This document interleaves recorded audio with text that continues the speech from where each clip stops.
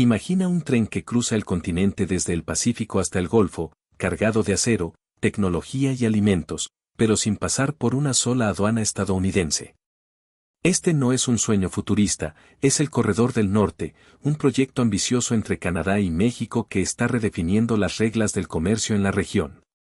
¿Qué significa esto para el futuro de la economía, los empleos y el poder en el continente? Quédate con nosotros, porque esta historia te hará replantear quién realmente dibuja el mapa del comercio global. El Corredor del Norte es una red logística de más de 9.200 kilómetros de vías ferroviarias, puertos modernizados y sistemas digitales que conecta puertos clave en Canadá, como Prince Rupert, con terminales en México, como Mazatlán y Manzanillo. Este proyecto, valorado en más de $100,000 millones, permite transportar mercancías como componentes electrónicos, productos agrícolas y materiales industriales sin cruzar el territorio de Estados Unidos. ¿Por qué es tan importante? Porque elimina la necesidad de pagar tarifas, impuestos o cumplir con regulaciones estadounidenses. Los trenes pueden mover contenedores desde un océano al otro en menos tiempo y con menos costos. Por ejemplo, un envío de soja que antes pasaba por puertos estadounidenses ahora puede ir directamente de Canadá a México, ahorrando días en trámites y millones en tasas aduaneras. Las operaciones ya están en marcha. Los primeros trenes están programados para conectar puertos canadienses con terminales mexicanas en los próximos meses, y los gobiernos de ambos países están invirtiendo a gran escala para que esta red sea una realidad sólida antes de que termine la década. Para entender el impacto de este corredor, necesitamos mirar el panorama general. Estados Unidos ha implementado aranceles, como los del 30% que entrarán en vigor pronto, con el objetivo de proteger su economía interna y fortalecer su industria. Sin embargo, Canadá y México han respondido con una estrategia diferente, en lugar de negociar dentro del marco actual, han decidido crear una alternativa que simplemente evita a Estados Unidos. Este movimiento no es solo logístico, es estratégico.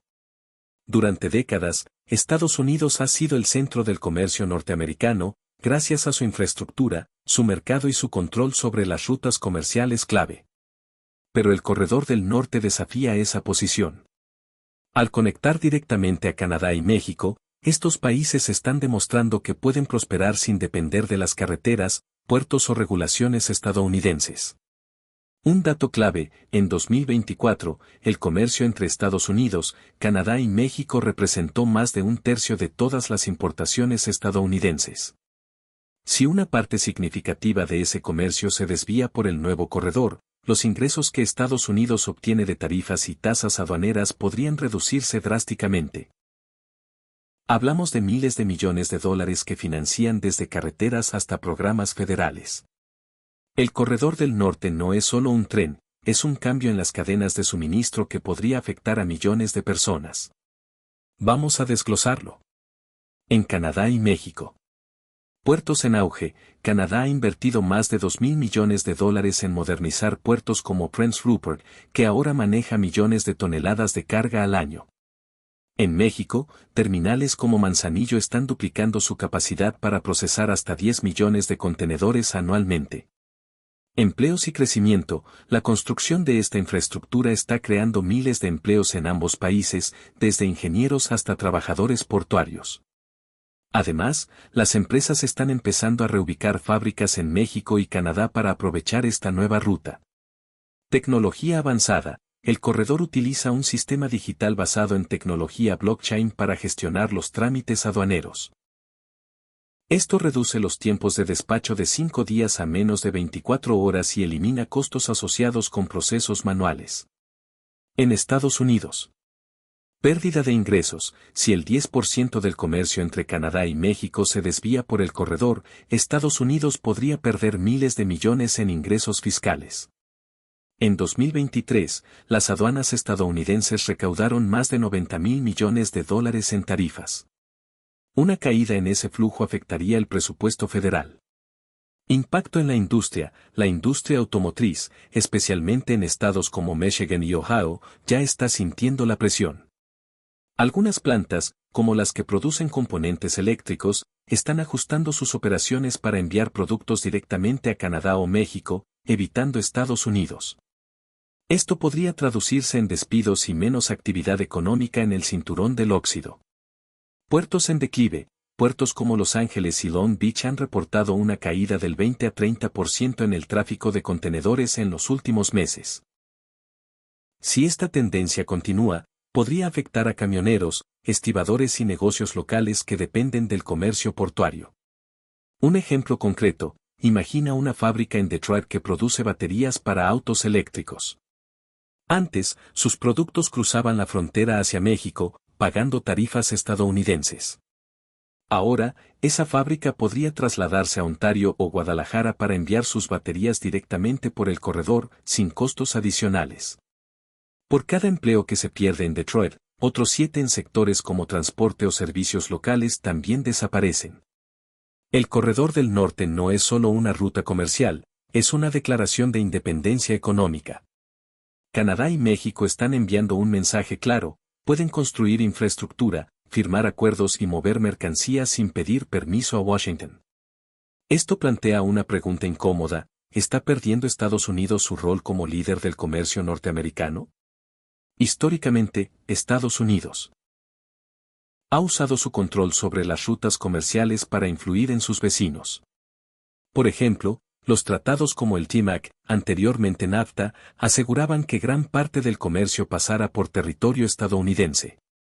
Pero el corredor cambia eso. Al evitar las fronteras de Estados Unidos, Canadá y México eliminan la capacidad de Washington para imponer tarifas o regulaciones sobre ese comercio. Además, la tecnología blockchain del corredor asegura que los datos comerciales no pasen por servidores estadounidenses.